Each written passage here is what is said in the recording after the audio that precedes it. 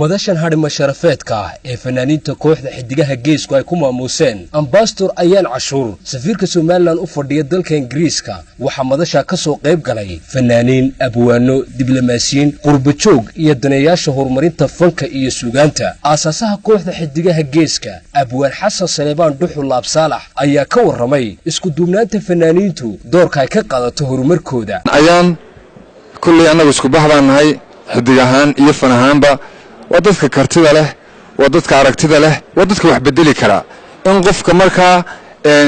ujeedadiisu tahay inuu nolosha horumar ku sameeyo la dhiiri geliyo oo waxa wanaagsan ee qabatay waa mahadsantahay leeyahay waa muhiim ana xidigaha intooda halkan maqan iyo inta joogta iyo maxay gudoomiyaha iyo ku xigeenka dhamaan maamulka xidigaha ku hadlaya waxaan leeyahay aad iyo aad baan ku soo dhaweynaa waan ku mahadcelinaa markuu qofku caan baxo waxa muhiima inuu magaciisa ilaaliyo inuu takooxdiisa ilaaliyo inuu sharaftiisa ilaaliyo xidigaha geeska intaaba waxaan uga marakacayaa waxaan ku amaanayaa inay yihiin dad maxay haday dhaqan ahaan iyo xurmo ahaan iyo muuq ahaan intaba ka dhisan Somali Week kaliya xidigaha geeska inta tagta dan uma aha kaliya ayaan dan uma aha waxa uu dan u yahay cid ku abtirsata ereyga iyo afka Soomaaliyeed bulshadu waxay dhaxal u leedahay waxay ku faantaa qof waliba afkiisa waxaan leeyahay nin lagu kaxaynayo waa reer Soomaaliland waa reer Soomaaliya ma jirto nin walba awoodiisa faneed baa lagu kaxaynaya marka hadii ama aad London u baahan tahay ama inaad fanka horumar samayso horta marka hore fankaaga dhis dhaqankaaga dhis Axmed Wali Maxamuud Furulle ayaa goobta ka hadlay qurba joogta waxaan leeyahay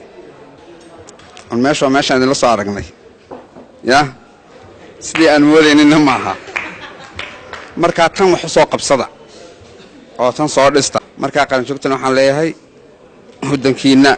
wax u qabsada tan ku hamiya Sakariya Xasan wacay safiirka Soomaaliland u fadhiya dalka Sweden ayaa kooxda xidigaha geeska ku amaanay dadaalka ay kaga jiraan kobcinta iyo kor u qaadida fanka iyo suugaanta ambassador ayaan cashuur safiirka Soomaaliland u fadhiya dalka Ingiriiska ayaa ka mahadnaqday maamuuska iyo martiqaadka ay u fidiyeen xubnaha fanaaniinta kooxda xidigaha geeska way qof walba hawsha qaranka ama ummadda meel buu ka hayaa mid baa codkiisa ugu deeqa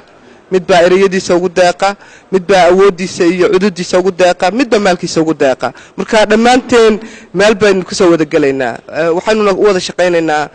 ummadaas waan xasuusan doonaa sidoo abwaanku sheegay fanku waa qoriyo isku dhidhiib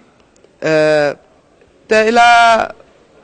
afartankii xudeydii oo fanka hadir xumalayna ugu weyn baa nala jooga ilaa xilliga ahaa dadka cadan inooga yimid oo halkan soo degay Hargeysa ilaa xilliga ilaa maanta wuxuu ahaa qoriyo isku dhidhiib